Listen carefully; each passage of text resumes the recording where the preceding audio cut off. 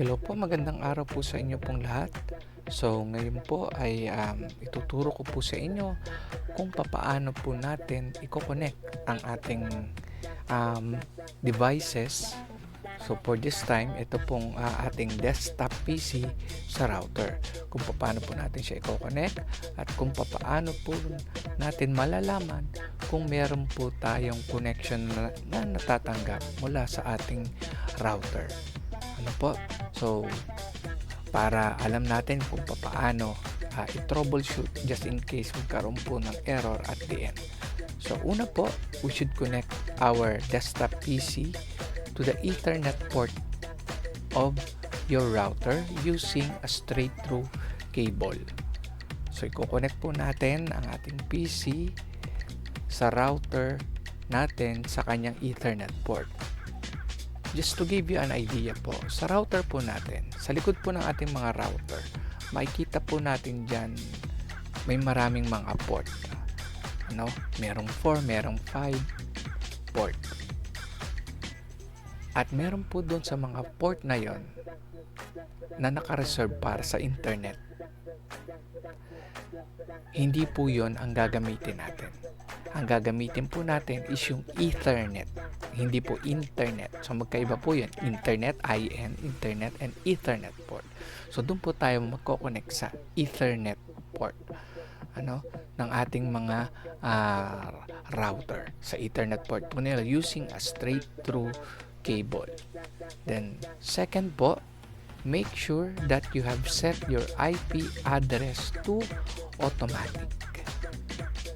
Kailangan po naka-obtain automatic IP address ang ating mga desktop. So, paano po natin gagawin yan?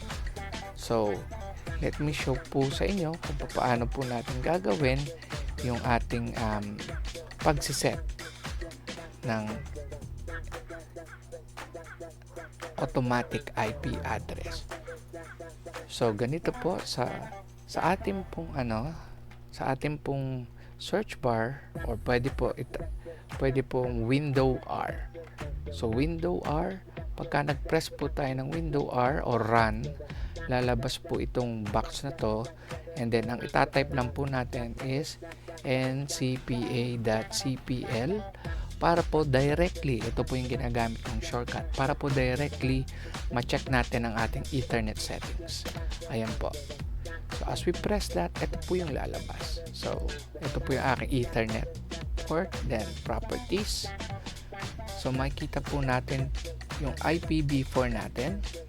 Okay? Hanapin po natin yung Internet Protocol version 4, and then click po natin ang properties. So, sa properties, make sure that naka-obtain po siya ng automatic. Okay po, naka-obtain po siya ng automatic. So, pagkatapos po nun, click po natin. Okay, so, ito po, na-check na po natin, naka-obtain po siya pareho, So, okay lang po natin after that. Ayan. So, once na naka-obtain na po ang ating IP address, so we can now check whether we have a connection sa router na nare-receive or wala. So, paano po natin gagawin yon? So, katulad po ng sinabi sa ating instruction kanina, sa ating instruction na kailangan po nating i-check ang ating connection. So, nasa third step na po tayo. I-check po natin ang ating connection ng PC natin or ng desktop natin sa router using the ping command. Example, ping, i-type po natin, ping plus the IP address of our router. Example lang po, 192.168.254.254 para po ma-access natin ang ating, para po ma-check natin kung meron po tayong connection na nare-receive mula sa ating router. So, paano po natin gagawin itong ating ping command? So, papakita ko muna po uli sa inyo kung paano. So close na po natin. Dito po, i-type po natin CMD. So sa CMD po, ito po yung lalabas. So i-run po natin siya as administrator. So may lalabas pong ganyan. Yes lang po natin. And then pagka na-yes po natin, lalabas po ito. Ngayon po, para po malaman natin kung meron tayong connection na nare-receive mula sa ating router, i-type lang po natin ang command na ping space then yung IP address po ng ating router. Ito rin pong command na to ang ginagamit natin na pang check po if we have a connection sa mga computer na nakakonect sa mga network. So instead na itatype natin ang IP address ng router, so pwede rin natin i-type dito yung IP address ng computer to check kung meron ba tayong connection dun sa computer na yan. But as of this time, ang atin pong i-check ay yung connection natin sa router. So ipiping ko lang po yung router. So paano po natin ipiping ang router? So ping space yung IP address po ng router. In my case, ang IP address po ng aking router, paano nyo po ba malalaman ang IP address sa inyong router?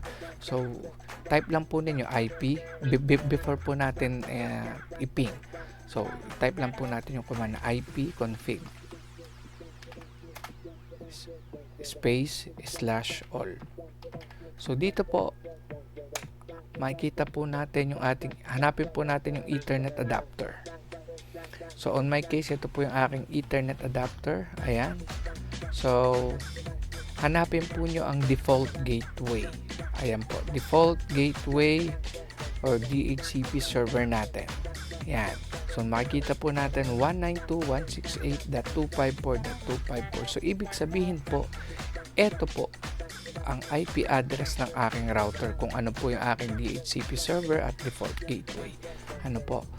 So kung kayo ay nakakonect sa internet via router, so most commonly ito po yung kanilang yung IP address po ng DHCP server natin at default gateway. Most commonly, iisa po sila. Ano po? So, since na alam na natin ang connection, ang ating IP address ng ating router, sunod po ay check natin yung connection natin sa kanya using ping command.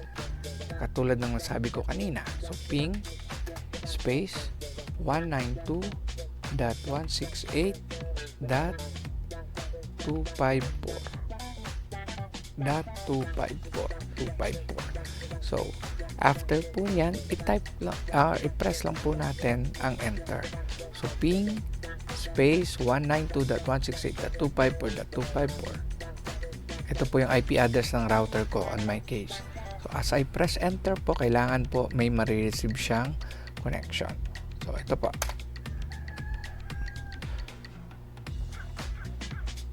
So, as you can see po, meron po tayong reply na natanggap doon po sa ating router.